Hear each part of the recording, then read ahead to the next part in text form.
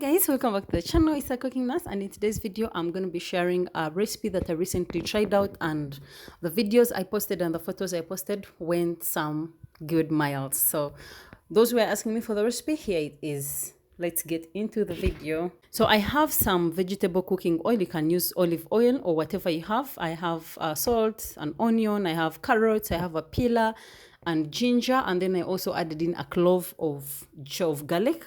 So what I'm going to do is first peel everything, like get ready everything I'm going to be using, because I don't want that other texture of the skin of carrots. Sometimes it has soya, and yeah, I don't want that.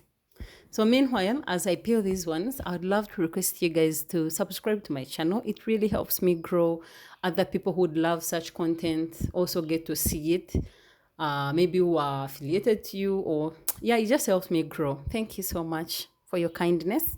So after peeling my ingredients, the method I'm using today is cooking, is boiling, literally boiling everything. But another option is, if you want more flavor, you can fry them, grate them into finer textures, and then fry them. Or if you cannot use a blender, actually, yeah, if you cannot use a blender like you're going to see, you can grate these ones instead of roughly chopping them like this.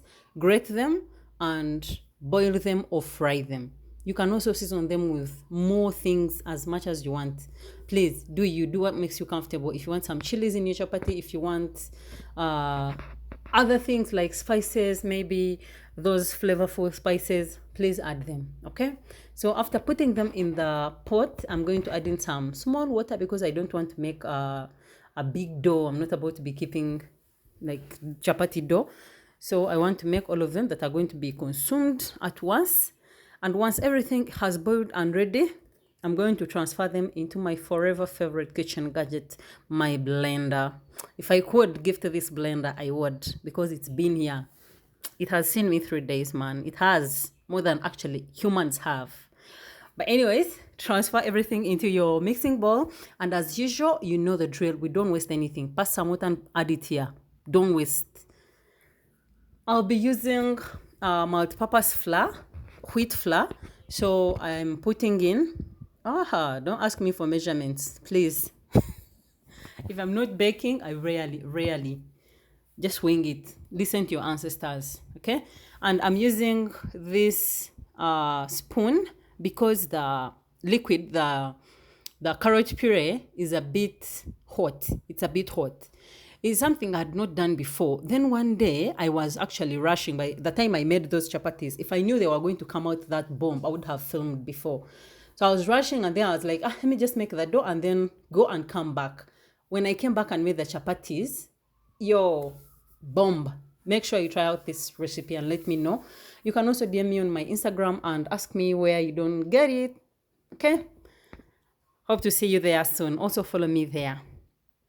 Thanks. So I'm going to be alternating with the cooking oil. The goal here is to make sure the dough is as soft as possible. Soft as possible, that it doesn't stick in your hands, but also isn't so hard. Yeah, it's not like butter, but it's also not like so hard. So keep on like turning it and kneading and adding in some flour.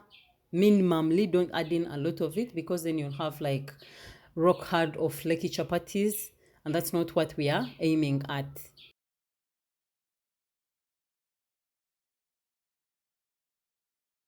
Keep kneading and then also alternate with cooking oil. It is going to help you have the chapatis staying soft, and also it's easier to get the dough off your hands. That's the only way you can know that your dough is ready to actually be left alone. So add in some oil. I think I used about 2 tablespoons in this dough, and then it didn't actually take long after adding in the second batch of oil, because the thing is warm. I think it just activated like real quick. I don't know the science behind, but yeah, now the dough is ready. As you can see, it no longer gets on my hands.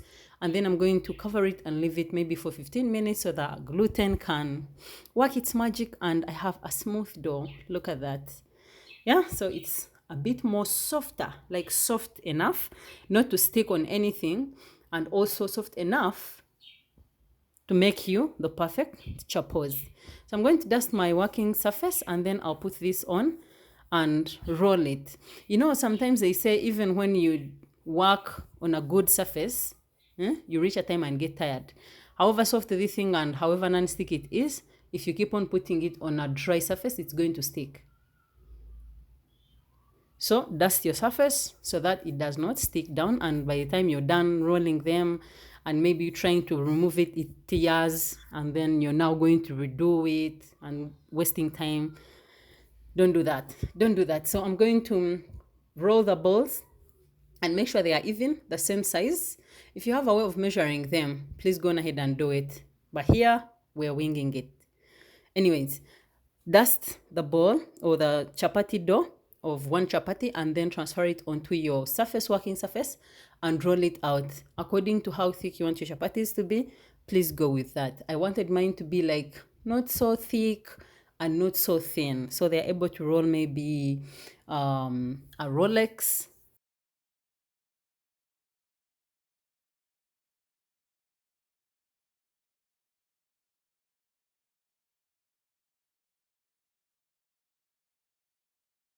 So I'm transferring the rolled out chapati onto my hot pan with some cooking oil because I'm not trying to make roti, I'm not trying to make dry chapati. I need some oil there to keep my chapatis a bit moist and flavorful.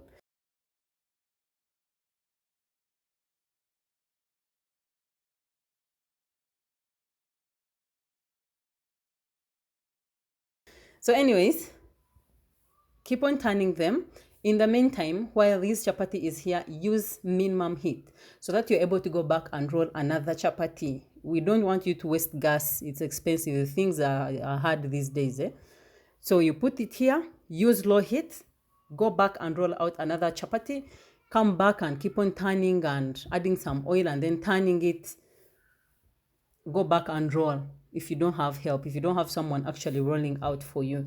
So that's it. Just keep it on low heat. It helps it also cook evenly from inside and you don't have to like serve burnt chapatis, if you know what I mean. There are chapatis that are burnt but are not actually ready inside, especially if you like made them more thick.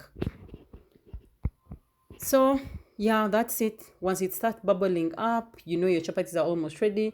Make sure the bubbles have stopped coming. I think that is the method I use. I keep on turning them until the dough doesn't bubble up anymore. Sometimes it puffs up a lot more than this. Sometimes it just doesn't, depending on what you've put in the dough. So that's it. We are done, and I was covering my chapatis on metallic platter with a glass cover. I didn't use foil this time so that they don't lose a lot of moisture and become so hard. Look at that. Look at that. Those were soft. Those were delicious. My friend who filmed this video, Bash Media Promotions, I know when you watch this video, you feel the pain. You feel the pain. But anyways, I hope you guys liked this video and I hope to see you soon in my next video. Please subscribe and bye.